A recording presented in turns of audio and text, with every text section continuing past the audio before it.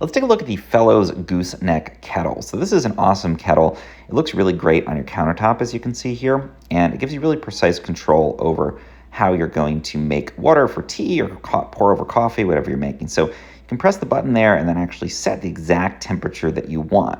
So I'm going to set it here. You can see I could do like 96 degrees Celsius. And then 97, once I let that stop, it's actually going to start heating up the water inside of the kettle here. And you can see it's got these beautiful kind of wood accents. And you can see the actual temperature is going to be displayed right on here. So we can see exactly what we're at. We can stop if we want something a little bit below our target temperature, or we can let the kettle come all the way up to the target temperature. It's got the nice lid on top there, boils water very, very quickly. You can see the temperature is already rising on here. And then it's got that gooseneck on the other side too. Let's see, pop that open, you can see the water inside.